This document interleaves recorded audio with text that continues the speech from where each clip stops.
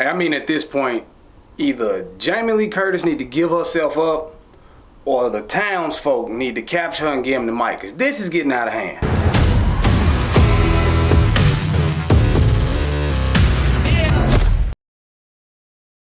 Halloween Kills is the latest in the Halloween franchise, and if you've seen any of the Halloween movies, then you know how this goes. Michael Myers is chasing after his sister, and nothing's gonna stop him until he finally gets her, I'm assuming. Because at this point, the man's been chasing her for 40 years.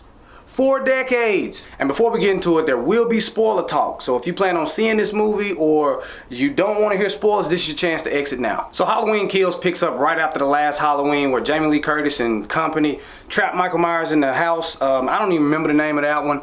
But this one starts off, the fire department comes, and you saw it in the trailer, and they try to put the fire out, and they unleash Michael Myers from his hellish prison, I guess you could say. And from that point on, Michael Myers makes a beeline home, and he's wreaking havoc on any and everything in his path till he gets to his house, or to his sister, or both. And that's all I'm gonna say about the plot, because like I said, if you've seen any of the Halloweens, you already know how this goes. And I've seen a lot of people react to this movie saying either they liked it or they hated it, like it was either or. There weren't too many people stuck in the middle. So I'm gonna start off addressing the things that people hated, because I understand where you're coming from. For starters, at this point, we gotta understand Michael Myers is supernatural, superhuman. He's something. I mean, you go back through the old movies, the man has been shot in both eyes. He's been shot countless times, ran over, set on fire, all kinds of things, but he keeps coming back. And in this movie, you have Tommy, played by, I think his name is Michael Hall, I could be wrong. And he's one of the survivors of Michael Myers, but his encounter wasn't really even an encounter. And now, 40 years later, he's grown in this town on Halloween, and he's rallying the troops saying, "Evil dies tonight, evil dies tonight." And he leads a lot of people to their deaths. And the reason I want to start with that is because that was probably the biggest flaw in this movie. The script was trash. For starters, like I said, Michael Myers is almost indestructible. And now, when you decide, okay, tonight is the night, if he show up, we're gonna get rid of him, you gather all these hodgepodge people, and they get these ragtag weapons, and you plan on going out and killing this man, who I said before survived cars and fire and bullets and stabs and falls and all kind of stuff, but you're gonna whoop him with a baseball bat and some sticks. And not only was that a poor plan, but throughout this movie, he like incites riots, the Tommy character.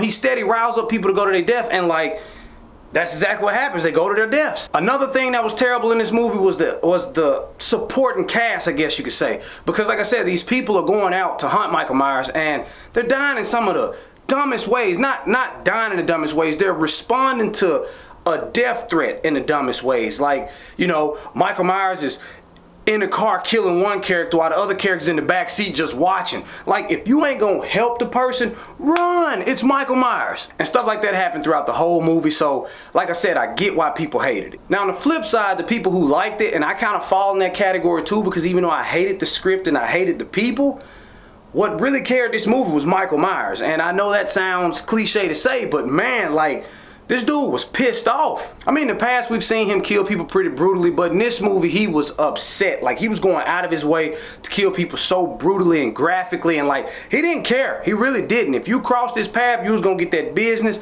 and the business they got. And I'm all for the graphic and gory, so I gotta say, like, that carried the movie a lot for me, because Mike, I mean, like, the guy was so zoned out or in the zone, I don't know which one he was, that like people were shooting at him and bullets would ricochet right by his head, and he wouldn't even nothing. He just pew pew pew pew and just keep walking. And I gotta say, that's impressive, and it's also terrifying. Now, I've already spoke about how graphic the movie is, so I don't really have to go much into the visuals, because the gore was there. Like, when he did something to somebody, they didn't spare any expense. They showed it. It wasn't like he goes to stab somebody and then the camera pans to the wall and you see blood splatter. If he stabbed you, they showed the knife go in you, and I was all for it. The pace in this movie also wasn't a problem, because it's only an hour and a half long, and it starts out, you know, back in the past in the 1980s, which is another thing that I like, or the 70s, I'm not sure. Wherever the original Halloween happened, that's where it starts at. And then they also bring back all the characters throughout the movie from the first one. So that's another plus for this movie for me. And with it being an hour and a half, I like how they were able to tell the story of the past and tie it into the present while also having a lot of people die along the way. So the pacing was absolutely no problem for me. And like I said in the beginning, it's about time just give Jamie Lee Curtis up, or for everybody to just move out of this town, because he's after her. He just wants her in his house. I would tie her up and leave a little recording, because I don't know if Mike can read, but I have a little recording playing on a loop, and she'd be in his house. And when he get there, the recording be like, hey man, there go your sister, here go your house, this is the deed to your house. Leave us alone, please. But I'm just saying that's how I would handle it, because too many people are dying for the sake of her. But yeah, all in all, Halloween Kills was a fairly good movie, especially considering the time of year. You know, it's Halloween, it's October. We love movies like this. I mean, the acting was bad, the script was awful, but the graphics were great, the pacing was good, the way they tried to tell the story, tying the past to the present, I enjoyed that. And Michael Myers is that dude. Now I be questioning, because I've always been a Jason Voorhees guy, but now after seeing this man in his last movie, I'm like, man, Jason, you might be in trouble, because all he gotta do is put you in a puddle and you gone, fam. But with all that being said, I still can only say this movie would be good for one of those rainy days. Unless you're just a true horror fan like myself. Alright, so that's it for this one, folks. So for the comment combo today, I want to hear your opinion. What made you like or dislike Halloween Kills? Whatever it is, comment below and let me know. Now, as always, if you liked this video and you thought it rocked, like, comment, subscribe to see more from me, Mike Proc. Later.